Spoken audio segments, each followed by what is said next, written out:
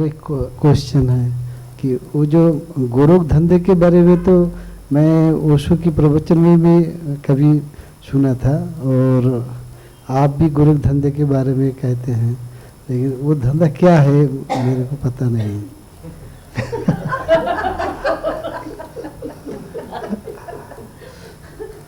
गोरख जी का कोई धंधा, कोई मार्ग में कुछ ऐसा कुछ है क्या? गोरख जी का धंधा,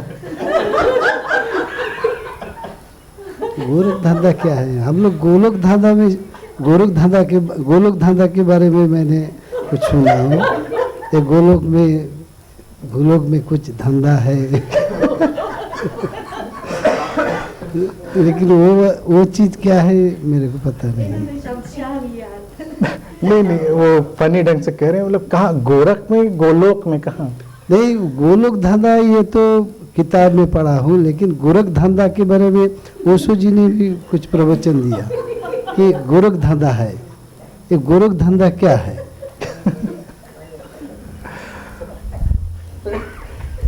ये धंधा है, गंदा है पर धंधा है। गोरखनाथ जी, एक्चुअल में ये बड़ा सुंदर शब्द है, मैंने इसको कई बार बोला है, आप लोगों ने सुना होगा। गोरखनाथ जी एक बड़े रिफॉर्मर सेंट की तरह से हुए।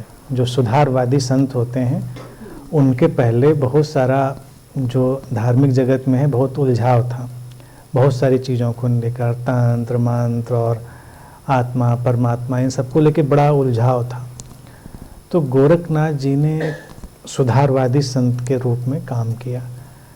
अब सुधारवादी में जैसे कुछ वर्काहोलिक टाइप के लोग होते हैं, तो गोरखनाथ जी वर्काहोलिक टाइप के व्यक्ति थे, बहुत सक्रिय व्यक्ति थे।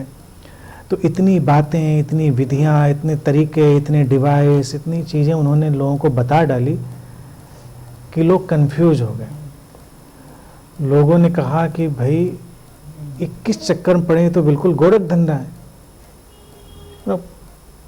बात ही नहीं समझ में आ रही। एक बात समझने जाइए, वहाँ पे 1000 आइटम रखा हुआ है, इस ढंग से भी समझाया, उस ढंग से भी समझाया। तो गोरखनाथ जी की टीचिंग बहुत पावरफुल होने के बावजूद भी थोड़ा थोड़ा लोगों के काम पड़ी, लेकिन ज़्यादा काम नहीं पड़ी, क्योंकि इतना ज़्यादा उन्होंने लोगों को समझा दिया कि ज़्यादा समझाने की वजह से लोग कंफ्यूज हो गए। तो इसलिए वो वर्ड बन गया गोरख धंधा। जैसे लोग कहते थे कि आओ तुमको कोई बात समझा देते हैं, कहते भैया इस गोरख धंधे के चक्कर में मुझको मत डालो। गोरख धंधा का मतलब आप 1000 बात समझा देंगे उसको, 1000 आइटम सामने रख देंगे, वो कंफ्यूज हो जाएगा। अब आपकी शॉप पे एक आदमी का आइटम खरीदना है, आप 1-2 दिखा दीजिए तो उसमें पसंद कर ले। अब आप पूरी दुकान ही खोल कर रख दीजिए तो वो कंफ्यूज हो जाएगा। तो गोरखनाथ जी का हाल है। तो ये एक टर्म उस तरह से निकला, तो थोड़ा सा सरकास्टिक, मतलब व्यंग्यात्मक टर्म था गोरख धंधा।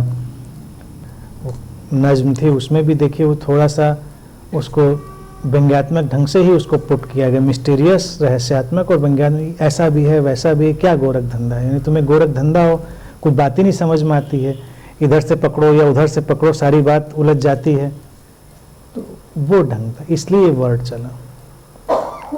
वर्ड इसी तरह से बुद्ध के साथ बुद्धू वर्ड चला, क्योंकि जब बुद्ध गए तो इनका बहुत मजाक बनाया गया। बुद्धू वर्ड अचानक थोड़े आ गया, बुद्ध से बुद्धू बना, जैसे गोरख धंधा बना ऐसे ही बुद्धू। तो लोग बुद्ध का मजाक बनाने के लिए कहते थे अरे देखो वो जा रहे हैं बुद्धू। तभी लोग कहते थे कि लौट के बुद्धू वापस घर को आए, कहावत चलती नहीं, लौट के बुद्धू।